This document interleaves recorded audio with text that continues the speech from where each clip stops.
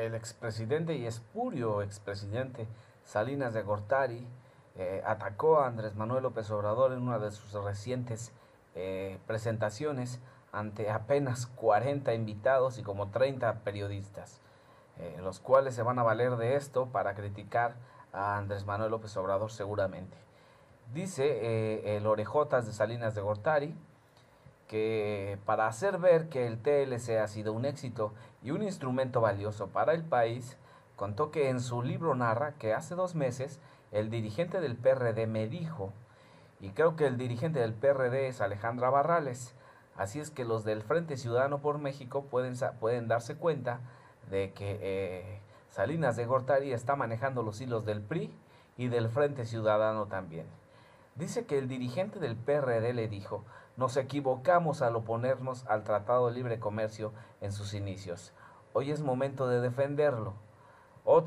Hace 2 semanas, otra persona, no voy a decir quién, porque es innombrable, dijo que el TLC hay que defenderlo, en obvia alusión a Andrés Manuel López Obrador, el presidente nacional de Morena. No me parece obvia la alusión porque Andrés Manuel López Obrador ha dicho que México va a negociar con soberanía y con dignidad. Mírenle la cara a este hombre y se darán cuenta de que es un personaje vil y verdaderamente menospreciable. Debería de ser una persona non grata en México. Dice que las críticas al TLC son estereotipos que la mala historia ha querido adjudicar al tratado. Mala historia es la que le enseñan a los niños en la escuela, pero en fin, déjenme seguir. Por ejemplo, dicen, ¿cómo es posible que hoy tengamos estos niveles de pobreza? 50 millones de pobres, déjenme comentarles, y 20 en extrema pobreza, de un cuarto de siglo del TLC. Se les olvida, dice el Orejotas de Salinas de Gortari, que durante el arranque del tratado, y pongan mucha atención a esto por favor, se les olvida que durante el arranque del tratado entre el 88 y el 94, la pobreza en México disminuyó, de acuerdo con el Banco Mundial, en 2 millones de mexicanos. Se les olvida el periodo 95-96 en que la mayúscula crisis económica llevó a más de 10 millones de mexicanos a la pobreza y revirtió los avances que se habían logrado. Dice que en el comienzo el Tratado de Libre Comercio ayudó a crear empleos y que había mejor economía.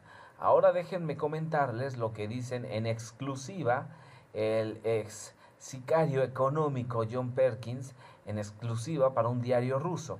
Perkins distribuía los préstamos procedentes del Banco Mundial, lo que menciona el Orejotas de Salinas de Gortari, entre los países en vías de desarrollo, creyendo que con ello se financiaban sus economías y su desarrollo. Esto es lo que creía Perkins, que trabajaba para una agencia que a su vez trabajaba para la CIA y para la inteligencia de Estados Unidos. Él creía que con los préstamos del Banco Mundial ayudaban a estas economías, pero esos fondos no llegaban a la población y servían a los intereses de la política exterior de estadounidense en esos países, normalmente aquellos con suculentos yacimientos petroleros. Ejemplo A, México; ejemplo B, Venezuela. Déjenme continuar más adelante porque dice Carlos Salinas que se les olvida que en los primeros años el Tratado de Libre Comercio sirvió mucho. Perkins relata para Sputnik.